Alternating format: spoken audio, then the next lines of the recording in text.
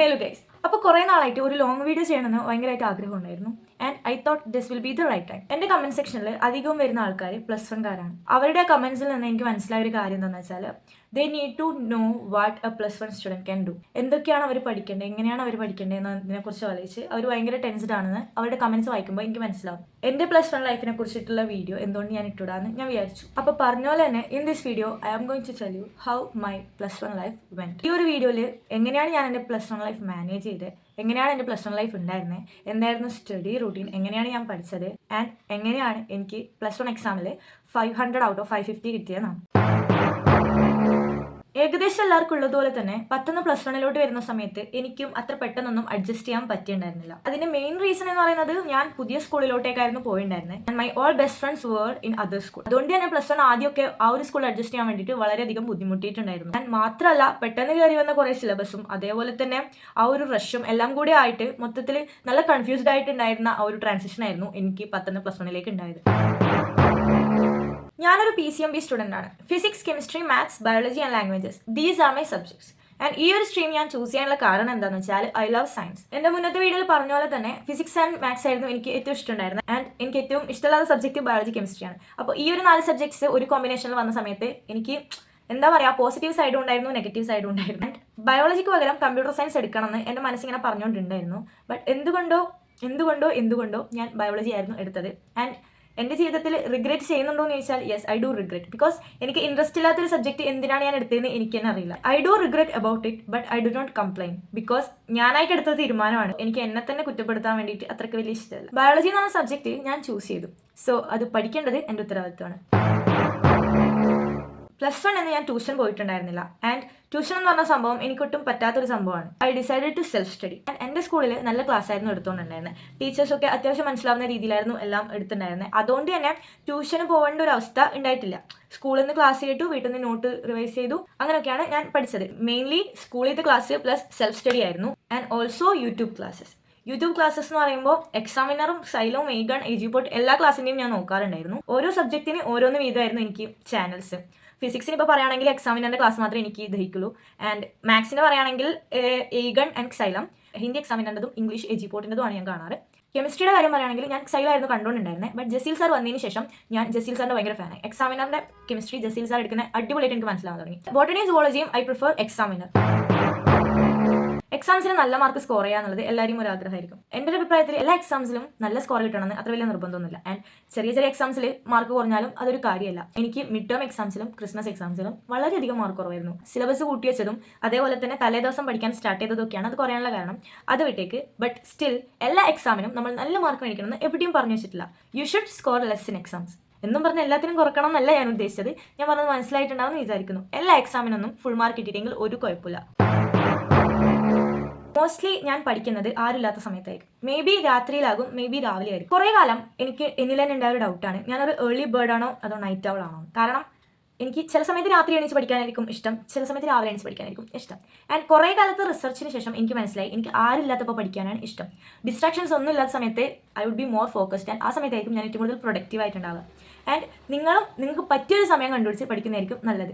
അല്ലാതെ പെർഫെക്റ്റ് ആയിട്ടുള്ള ഒരു ടൈം ടേബിൾ ഉണ്ടാക്കി, അതായത് ഇപ്പോൾ എല്ലായിടത്തും കാണുന്ന പോലെ 6 മണിക്ക് എണീക്കുക, 7 മണിക്ക് മോർണിംഗ് ആക്ടിവിറ്റീസ് ഒക്കെ തീർക്കുക, അങ്ങനെ ഒരു ഇതുണ്ടാക്കുന്നതിനെക്കാട്ടും നല്ലത് നിങ്ങൾ ആദ്യം നിങ്ങളെ തന്നെ മനസ്സിലാക്കുക. നിങ്ങൾക്ക് ഏത് സമയത്താണ് പഠിക്കാൻ ഇഷ്ടം എന്ന് നിങ്ങൾ മനസ്സിലാക്കി അതിനനുസരിച്ചിട്ടുള്ള ടൈം ടേബിൾ ഉണ്ടാക്കുക. ചില സമയത്ത് ഞാൻ രാത്രിക്ക് ഇരിക്കും, ചില സമയത്ത് ഞാൻ രാവിലെ ഇരിക്കും. +1 സമയത്ത് ഞാൻ അധികം രാവിലെ എണീച്ചായിരുന്നു പഠിച്ചിട്ടുണ്ടായിരുന്നത്. ശരിക്കും പറഞ്ഞാൽ ഒരു 8:30-9 മണിക്കുള്ളിൽ എനിക്ക് ഉറക്കം വരും. അത് കഴിഞ്ഞ് ഞാൻ എണീക്കുന്നത് ചിലപ്പോൾ 2 മണിക്കായിരിക്കും, 3 മണിക്കായിരിക്കും, മേ ബി 4 മണിക്കായിരിക്കും, ചിലപ്പോൾ 7 മണിക്കായിരിക്കും. ഞാൻ ഒട്ടും എന്നെ ഫോഴ്സ് ചെയ്യാണ്ടാണ് പഠിച്ചിട്ടുണ്ടായിരുന്നത്. ആൻഡ് അതുകൊണ്ട് തന്നെ എനിക്ക് രാവിലെ എണീക്കാൻ വേണ്ടിയിട്ട് ഭയങ്കര ഇഷ്ടമായിരുന്നു. എൻ്റെ ഒരു ഡെയിലി റൂട്ടീൻ എന്ന് പറഞ്ഞാൽ അതൊട്ടും ആക്യുറേറ്റ് അല്ല. ഒരു ദിവസം ഇങ്ങനെയാണെങ്കിൽ ഒരു ദിവസം വേറെ രീതിയിലായിരിക്കും. പക്ഷേ ഏകദേശം ഒരു ഡ്രാഫ്റ്റ് ഞാൻ പറയാം. അതായത് ഇപ്പോൾ ഞാൻ ഏകദേശം ഒരു 4 മണിയാകുമ്പോൾ എഴുന്നേറ്റ് എന്ന് വിചാരിക്കാം. എല്ലാ സമയത്തും 4 മണിക്ക് എണീക്കില്ല. ഞാൻ ഒന്നുകൂടി ഓർത്തിക്കാണ്, എല്ലാ സമയത്തും ഞാൻ 4 മണിക്ക് എണീക്കാറില്ല. 4 മണിക്ക് എണീറ്റ ഒരു ദിവസത്തിലത്തെ ഡെയിലി റൂട്ടീനാണ് ഞാനിപ്പോൾ പറയാൻ പോകുന്നത്. 4 മണിക്ക് എണീറ്റ് 4:15 ഞാൻ മുഖം കഴുകി ഫ്രഷായി വെള്ളം കുടിച്ച് ഞാൻ സ്റ്റഡി ടേബിളിൽ ഇരിക്കും, അല്ലെങ്കിൽ ഹാളിലായിരിക്കും ഇരിക്കൽ, അല്ലെങ്കിൽ ഞാൻ അടുക്കളയിലായിരിക്കും ഇരിക്കൽ. ഒരു സ്ഥലത്തിന് ഇല്ലാതെ മാറി മാറി ഇരിക്കുമ്പോൾ പഠിക്കാൻ കുറച്ചുകൂടെ ഇൻട്രസ്റ്റ് ഉണ്ടാവാറുണ്ട് എനിക്ക്. അത് കഴിഞ്ഞ് ഒരു 6 മണി 7:30 വരെയൊക്കെ ഞാൻ പഠിക്കും. 7:30 മുതലാണ് ഞാൻ സ്കൂളിലേക്ക് പോകാൻ റെഡി ആവാറ്. 7:30ക്ക് റെഡിയായി 8:15 എൻ്റെ സ്കൂൾ ബസ് വരും. അപ്പം പോയി ഒരു 5 മണിയാകുമ്പോൾ മാത്രമേ സ്കൂളിൽ കഴിഞ്ഞ് ഞാൻ തിരിച്ചു വരും. 5 മണിക്ക് വന്ന് ഒരു 6 മണി വരെ ഞാൻ വെറുതെ ഇരിക്കും, അങ്ങോട്ട് പോകും ഇങ്ങോട്ട് പോകും, ഫോൺ നോക്കും, സ്ക്രോൾ ചെയ്യും, എല്ലാം ചെയ്ത് 6 മണി ടു 6:30 ആ ഒരു ടൈമിൽ ഞാൻ കുളിച്ച് റൂമിൽ ഒന്ന് അറേഞ്ച് ചെയ്ത് വെച്ച് ഞാൻ പഠിക്കാൻ ഇരിക്കും. എന്നിട്ട് എൻ്റെ ഹോംവർക്ക് ചെയ്യും. എഴുതി കഴിഞ്ഞിട്ട് ഞാൻ ഫുഡ് കഴിക്കും, കിടക്കും. അത്ര മാത്രമേ ഉള്ളൂ. എല്ലാ ദിവസവും പഠിക്കില്ല എന്നുകൊണ്ട് ഉദ്ദേശിച്ചത് ജസ്റ്റ് ബുക്ക് തുറക്കില്ല എന്നല്ല, ഞാൻ പഠിക്കാനായിട്ട് ഇരിക്കില്ല എന്നാണ്. But I will do my homeworks and other academic things. ഇത്രയാണ് എൻ്റെ ഡെയിലി റൂട്ടീൻ എന്ന് പറയാൻ വേണ്ടിയിട്ട്. ഇത് സാധാ ഒരു ദിവസത്തെ ഡെയിലി റൂട്ടീനാണ്. എക്സാംസ് ഒക്കെ എടുക്കുമ്പോൾ ഈ റൂട്ടീൻ വല്ലാണ്ടങ്ങ് മാറും. ആ സമയത്ത് എനിക്ക് തോന്നുന്നത് ചെയ്യും, തോന്നുന്നത് ചെയ്യില്ല, അങ്ങനെയാണ്. ഒരു പെർഫെക്റ്റ് ആയിട്ടുള്ള ഒരു time table or daily routine എനിക്കില്ല. ടൈം ടേബിൾസും ടു ഡു ലിസ്റ്റും ഒക്കെ ഉണ്ടാക്കാൻ വേണ്ടിയിട്ട് എന്നെ ഏറ്റവും കൂടുതൽ സഹായിക്കുന്ന ഒരു ആപ്പാണ് ChatGPT. ChatGPT നമ്മൾ നല്ല രീതിയിൽ യൂസ് ചെയ്താൽ നമുക്കത് നല്ല രീതിയിൽ എഫക്റ്റീവായിട്ട് യൂസ് ചെയ്യാൻ പറ്റും. ഞാൻ പണ്ട് ടൈം ടേബിൾസിന് വേണ്ടിയിട്ട് കുറേ യൂട്യൂബ് വീഡിയോസും ഒക്കെ നോക്കി വളരെയധികം ബുദ്ധിമുട്ടായിരുന്നു. ആൻഡ് അത് നോക്കി ചെയ്യാനൊക്കെ വിചാരിക്കും. പിന്നെ എനിക്ക് മനസ്സിലായി ഞാൻ എൻ്റെതായ രീതിയിൽ ചെയ്താൽ മാത്രമേ എനിക്കത് എഫക്റ്റീവായിട്ട് യൂസ് ആക്കാൻ പറ്റൂ. ആൻഡ് അതുകൊണ്ട് തന്നെ ഞാൻ ChatGPTയിൽ എടുത്ത് ഞാൻ പറഞ്ഞു, എനിക്ക് ഇന്നൊക്കെ സബ്ജക്ട്സ് പഠിക്കാനുണ്ട്, എനിക്ക് ഇന്നൊക്കെ കാര്യങ്ങൾ ചെയ്യാനുണ്ട്, എനിക്ക് ഇത്ര ദിവസത്തിനുള്ളിൽ ചെയ്യണം, അങ്ങനെയൊക്കെ പറഞ്ഞ് ഞാനൊരു ടെക്സ്റ്റ് മെസ്സേജ് അയച്ചു. And make a to do list and time table എന്ന് പറഞ്ഞാൽ നല്ല പക്കായിട്ടുള്ള എഫക്റ്റീവ് ആയിട്ടുള്ള ടൈം ടേബിൾ ChatGPT നമുക്ക് തരും. നമ്മുടെ സമയം ഏറ്റവും കൂടുതൽ ലാഭിക്കാൻ പറ്റുന്ന ഒരു ആപ്പാണ് ChatGPT എന്ന് പറയുന്നത്. എൻ്റെ ഒരു അഭിപ്രായത്തിൽ ഞാൻ ആ ഒരു ആപ്പ് മാത്രമേ ഇതുവരെയായിട്ട് യൂസ് ചെയ്തിട്ടുള്ളൂ സ്റ്റഡി പർപ്പസിന് വേണ്ടിയിട്ട്. സ്റ്റഡി പർപ്പസ് കൊണ്ട് ഉദ്ദേശിക്കുന്നത് +1 സ്റ്റഡി പർപ്പസ്. പക്ഷെ ബാക്കിയുള്ള ഇതിൽ ഞാൻ വേറെ കുറേ ആപ്സ് യൂസ് ചെയ്യുന്നുണ്ട്. അത് ഞാൻ വേറൊരു വീഡിയോയിൽ പറയാം. ബുക്സിൻ്റെ കാര്യം പറയുകയാണെങ്കിൽ +1 ടൈമിൽ ഏകദേശം എല്ലാ സബ്ജക്റ്റിൻ്റെയും NCERT എൻ്റെ കയ്യിലുണ്ടായിരുന്നു. പക്ഷെ അതൊന്നും ഞാൻ ഇതുവരെ തുറന്നു നോക്കിയിട്ട് പോലും ഉണ്ടായില്ല. ഫിസിക്സ്, മാത്സ്, ബയോളജി ഈ ഒരു 3 സബ്ജക്ട്സിന് മാത്രമേ ഞാൻ NCERT ടെക്സ്റ്റ് യൂസ് ചെയ്തിട്ടുള്ളൂ. ആൻഡ് ഞാൻ എക്സാമിനുണ്ട് ഗൈഡ്സ് വാങ്ങിച്ചിട്ടുണ്ടായിരുന്നു. അത് ഒരു കണക്കിന് എനിക്ക് നല്ല യൂസ്ഫുൾ ആയിട്ട് തോന്നിയിട്ടുണ്ടായിരുന്നു. നിങ്ങൾക്കത് വാങ്ങിക്കാൻ പറ്റുമെങ്കിൽ അതൊരു നല്ല തീരുമാനം ആയിരിക്കുമെന്ന് ഞാൻ വിശ്വസിക്കുന്നു. കാരണം എനിക്ക് എക്സാമിനറിൻ്റെ +1 ഗൈഡ് വളരെയധികം ഇഷ്ടപ്പെട്ടിട്ടുണ്ടായിരുന്നു. ലാംഗ്വേജസിൻ്റെതായിക്കോട്ടെ ബാക്കി സബ്ജക്ട്സിൻ്റെതായിക്കോട്ടെ നല്ല ഡീറ്റെയിൽ ആയിട്ട് NCERT എന്ന് തോന്നിക്കുന്ന രീതിയിൽ നല്ല ഡീറ്റെയിൽഡ് ആയിട്ടുള്ള നോട്ട്സ് ഉണ്ടായിരുന്നു. ഗൈഡ്സ് മാത്രമല്ല യൂസ് ചെയ്ത് ഞാനായിട്ട് ഉണ്ടാക്കിയ നോട്ട്സും ഞാൻ നല്ലോണം യൂസ് ചെയ്തിട്ടുണ്ട്. എത്രയൊക്കെ ഗൈഡ് ഉണ്ട് എന്ന് പറഞ്ഞാൽ നമ്മായിട്ട് ഉണ്ടാക്കിയ നോട്ട് പഠിക്കുന്നത് കുറച്ചുകൂടി എഫക്റ്റീവ് ആയിരിക്കും. ഫിസിക്സിനും മാത്സിനും എനിക്ക് എൻ്റെതായ നോട്ട്സ് ഉണ്ടായിരുന്നു. ആൻഡ് കെമിസ്ട്രിയും എനിക്ക് എൻ്റെതായ നോട്ട്സ് ഉണ്ടായിരുന്നു.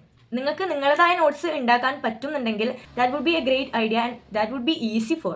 പഠിക്കുന്ന സമയത്ത് ഏറ്റവും കൂടുതൽ ഈസി ആയിട്ട് ഉണ്ടാകുന്ന സ്വന്തം നോട്ട്സ് റിവൈസ് ചെയ്യുമ്പോഴായിരിക്കും. ഇപ്പോൾ നിങ്ങൾ നോട്ട്സ് സ്വന്തമായിട്ട് ഉണ്ടാക്കിയില്ല, ഗൈഡാണ് വാങ്ങിക്കുന്നതെങ്കിൽ യു ഷുഡ് ജസ്റ്റ് ഒരു ഷോർട്ട് നോട്ടെങ്കിലും നിങ്ങൾ കൈനെ കൊണ്ട് ഉണ്ടാക്കിയാൽ അത് നല്ലതായിരിക്കും.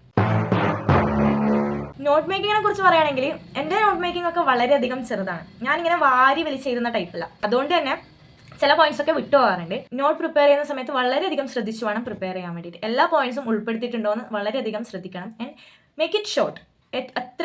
എത്ര നമുക്ക് ചെറുതാക്കാൻ പറ്റുമോ അത്രയും നമുക്ക് ഈസി ആയിട്ട് റിവൈസ് ചെയ്യാൻ പറ്റും. ആൻഡ് ഡു മൈൻഡ് മാപ്സ് വെച്ച് പഠിക്കുന്നതിൻ്റെ ഗുണം അത് വേറെ തന്നെയാണ്. +1 സമയത്ത് ഞാൻ ഏറ്റവും കൂടുതൽ അനുഭവിച്ച വേറൊരു പ്രശ്നം എന്ന് പറയുന്നത് ഡിസ്ട്രാക്ഷൻസ് ആയിരുന്നു. +1 സമയത്ത് ഞാൻ വല്ലാണ്ട് ഡിസ്ട്രാക്റ്റഡ് ആയിരുന്നു. 10ാം ക്ലാസ് വരെ കുറച്ച് കൺട്രോൾഡ് ആയിട്ടുള്ള സ്കൂളിൽ നിന്ന് വന്നിട്ട് +1 കുറച്ച് നല്ല ഫ്രീഡം തരുന്ന സ്കൂളിൽ വന്ന സമയത്ത് വളരെയധികം ഡിസ്ട്രാക്റ്റഡ് ആയി പോയിട്ടുണ്ടായിരുന്നു. എല്ലാ കാര്യത്തിലും, പഠിത്തത്തിൻ്റെ കാര്യമായിക്കോട്ടെ ഡിസിപ്ലിൻ്റെ കാര്യമായിക്കോട്ടെ എല്ലാത്തിലും വളരെയധികം കുറച്ച് ഉഴപ്പിൽ ഞാൻ നടത്തിയിട്ടുണ്ടായിരുന്നു. ആൻഡ് പിന്നെ അത് മാറിക്കിട്ടി. ഡിസ്ട്രാക്റ്റഡ് ആയി പോവും, അത് ഒരു മനുഷ്യൻ്റെ ഒരു സ്വഭാവമായിട്ടാണ് എനിക്ക് തോന്നുന്നത്. മനുഷ്യനായാലും ഡിസ്ട്രാക്റ്റഡ് ആവും. എപ്പോഴും ഫോക്കസ് ആയിട്ട് ഇരിക്കാൻ പറ്റില്ല എന്നാണ് എൻ്റെ ഒരു വിശ്വാസം. എനിക്ക് അങ്ങനെയാണ്, എല്ലാവർക്കും അങ്ങനെയാണെന്ന് എനിക്കറിയില്ല. ബട്ട് എൻ്റെ ഒരു അഭിപ്രായത്തിൽ എനിക്ക് എപ്പോഴും ഫോക്കസ്ഡ് ആയിട്ട് ഇരിക്കാനൊന്നും പറ്റിയിട്ടില്ല. എക്സാം ടൈം ആണെങ്കിലും എനിക്ക് ഫുള്ളായിട്ട് ഫോക്കസ്ഡ് ആയിട്ട് ഇരിക്കാൻ പറ്റിയിട്ടില്ല. ഡിസ്ട്രാക്റ്റഡ് ആവും, ബട്ട് പിന്നെ നമ്മൾ ഫോക്കസ്ഡ് ആവാൻ റെഡി ഓർ ഫോക്കസ്ഡ് ആവാൻ പറ്റുമെങ്കിൽ അതായിരിക്കും നല്ലത്. +1 പകുതിയാകുമ്പോഴാണ് സ്കൂളിൽ കലോത്സവം തുടങ്ങുന്നത്. നാടൻ പാട്ടിൻ്റെ ഗ്രൂപ്പിൽ ഞാനും ഉണ്ടായിരുന്നു. സോ അതുകൊണ്ട് തന്നെ കുറേ ക്ലാസ്സുകൾ മിസ്സായിട്ടുണ്ടായിരുന്നു. നോട്ട്സും ഇല്ല, ഒന്നുമില്ല. വളരെയധികം നല്ലോണം ഉഴപ്പി ക്രിസ്മസ് എക്സാം അടപടലം പോയിട്ടുണ്ടായിരുന്നു. അത് എന്നെ വല്ലാണ്ട് ഷോക്ക് ചെയ്തു. കാരണം 10ാം ക്ലാസ് വരെ എത്ര ഉഴപ്പിയാലും കിട്ടുന്ന ഒരു മാർക്ക് ഉണ്ടായിരുന്നു. എത്ര ഉഴപ്പിയാലും എനിക്ക് മാർക്ക് കിട്ടുന്നുള്ളൊരു ഓവർ കോൺഫിഡൻസ് എനിക്ക് നല്ലോണം ഉണ്ടായിരുന്നു. പക്ഷേ +1 ക്രിസ്മസ് എക്സാം കഴിഞ്ഞതോടെ എനിക്ക് അത് പോയി കിട്ടി. And that made me demotivated and then motivated. വളരെയധികം ഡീമോട്ടിവേറ്റഡ് ആയ ഞാൻ പിന്നീട് എനിക്ക് എൻ്റെ തെറ്റ് മനസ്സിലായി. വളരെയധികം ഉഴപ്പി ഞാൻ ഒട്ടും പഠിക്കാൻ ട്രൈ ചെയ്തിട്ടുണ്ടായിരുന്നില്ല. അതുകൊണ്ട് തന്നെ ഞാൻ പിന്നീട് നല്ലോണം അതാലോചിച്ച് മോട്ടിവേറ്റഡ് ആയി. മാർക്ക് കുറയുന്നതിലല്ല ഏറ്റവും വലിയ വിഷമം, പക്ഷേ ഈ റിഗ്രറ്റ് എന്ന് പറഞ്ഞ സാധനം ഉണ്ടല്ലോ, അതൊന്ന് തലയിൽ കയറിയാൽ പിന്നെ വളരെയധികം ഡിപ്രസ്ഡ് ആയി പോകും. ഓവർ തിങ്കിങ് വളരെയധികം കൂടുതലായി എനിക്ക്. പക്ഷേ പഠിത്തത്തിൻ്റെ കാര്യത്തിൽ അത്ര വലിയ ഓവർ തിങ്കിങ് ഇല്ല. ആൻഡ് കമ്പാരിസൺ എന്ന് പറഞ്ഞ സംഭവം ഞാൻ ബാക്കിയുള്ളവരായിട്ട് ചെയ്യുന്ന കുറവാണ്. ആൻഡ് മൈ പാരൻസും അതേപോലെ തന്നെ ഇതുവരെ എന്നെ വേറൊരാളായിട്ട് കമ്പയർ ചെയ്തിട്ടില്ല. പണ്ടത്തെ ഞാനും ഇപ്പോഴത്തെ ഞാനും വെച്ച് സെൽഫ് കമ്പയർ ചെയ്യുമ്പോൾ നമ്മളത് ഗ്രോ ചെയ്യാൻ ഹെൽപ്പ് ചെയ്യും. And one of my motivation was my parents expectation. എന്നെ ഇഷ്ടപ്പെടുന്ന ആൾക്കാരുടെ എക്സ്പെക്റ്റേഷൻസ് ആണ് എന്നെ മോട്ടിവേറ്റഡ് ആക്കിയത്. ദോസ് ലാസ്റ്റ് ഡേയ്സ് അതാണ് എനിക്ക് ഒട്ടും മറക്കാൻ പറ്റാത്തത്. ക്രിസ്മസ് എക്സാം കഴിഞ്ഞ് എനിക്ക് കുറച്ചുകൂടി സീരിയസ്നെസ് വരാൻ തുടങ്ങി. And I started studying so much. എനിക്ക് തീർക്കാൻ വേണ്ടി പോർഷൻസ് ബാക്കിയുണ്ടായിരുന്നു, ബാക്ക്ലോഗ്സ് ബാക്കിയുണ്ടായിരുന്നു, കുറേ നോട്ട്സ് കംപ്ലീറ്റ് ചെയ്യാനുണ്ടായിരുന്നു, കുറേ ചാപ്റ്റേഴ്സ് എന്താണ് സംഭവം നടക്കുക എനിക്ക് അറിയുന്നുണ്ടായിരുന്നില്ല. ആ സമയത്താണ് ഞാൻ പറഞ്ഞ ChatGPT എന്നെ നല്ലോണം ഹെൽപ്പ് ചെയ്ത്. I made a big plan and I started working out. എല്ലാം നല്ല അടിപൊളിയായിട്ട് പ്ലാൻ ചെയ്ത് ഞാൻ ഓരോന്നും കംപ്ലീറ്റ് ചെയ്യാൻ തുടങ്ങി. മോഡൽ എക്സാം സ്റ്റാർട്ട് ചെയ്തു. എല്ലാം ഓക്കെ ആയി പോയിക്കൊണ്ടുണ്ടായിരുന്നു. സഡൻലി എനിക്ക് ചിക്കൻ ബോക്സ് വന്നു, അതും മോഡൽ എക്സാമിൻ്റെ ടൈമിൽ. അല്ലാത്തൊരവസ്ഥയിലൂടെ ഇരുന്ന് ഞാൻ കടന്നു പോയിക്കൊണ്ടുണ്ടായിരുന്നു. ആ സമയത്താണെങ്കിൽ പഠിക്കാനും പറ്റുന്നില്ല, ഒന്നും ഫുഡ് കഴിക്കാനും പറ്റുന്നില്ല. പബ്ലിക് എക്സാമിനെ കുറിച്ചിട്ടുള്ള ചിന്ത, മോഡൽ എക്സാമിനെ കുറിച്ചിട്ടുള്ള ചിന്ത എല്ലാം കൂടെ ഞാൻ വല്ലാത്തൊരവസ്ഥയിൽ കൂടിയായിരുന്നു കടന്നു പോയിക്കൊണ്ടുണ്ടായത്. ശരിക്കും പറഞ്ഞാൽ മോഡൽ എക്സാം കഴിഞ്ഞ് പബ്ലിക് എക്സാം വരെയുള്ള ആ ഒരു സമയത്ത് ഞാൻ പറ്റുന്നതും പഠിച്ചു. And I would say chicken pox ആ സമയത്ത് എനിക്ക് വന്നില്ലായിരുന്നെങ്കിൽ എനിക്ക് ഇതിനേക്കാൾ ബെറ്റർ ആയിട്ട് ചെയ്യാൻ പറ്റുമായിരുന്നു. പക്ഷേ എനിക്ക് വിഷമമൊന്നുമില്ല, കാരണം ഐ ഡിഡ് മൈ ബെസ്റ്റ്. ഞാൻ ഈ മാർക്സ് കൊണ്ട് സാറ്റിസ്ഫൈഡ് ആണ്. ആ സമയത്ത് ഞാൻ ചെയ്യുന്നതിൽ ഏറ്റവും ബെസ്റ്റ് ഞാൻ ചെയ്തിട്ടുണ്ട്. +1 എന്ന് പറഞ്ഞ കാലഘട്ടം എന്നെ വളരെയധികം ചേഞ്ച് ചെയ്തിട്ടുണ്ട്. അക്കാദമിക്സിൻ്റെ കാര്യത്തിലായാലും എൻ്റെ പേഴ്സണാലിറ്റിയുടെ കാര്യത്തിലായാലും, more likely to my opinion, എനിക്ക് കുറച്ചുകൂടി മെച്യൂർഡ് ആയിട്ട് തോന്നിയത് ഞാൻ +1 കഴിഞ്ഞപ്പോഴാണ്. അക്കാഡമിക് ലൈഫിൽ ഇതുവരെ അനുഭവിക്കാത്ത കുറേ കാര്യങ്ങൾ ഞാൻ +1 ലൈഫിൽ അനുഭവിച്ചിട്ടുണ്ടായിരുന്നു. +1 ലൈഫിനെ കുറിച്ച് പറയുകയാണെങ്കിൽ ഒരു റോളർ കോസ്റ്ററാണ്, ഇമോഷൻസിൻ്റെ റോളർ കോസ്റ്റർ ആയിരുന്നു എനിക്ക്. അപ്പോൾ ഇന്നത്തെ വീഡിയോ അത്രേ ഉള്ളൂ.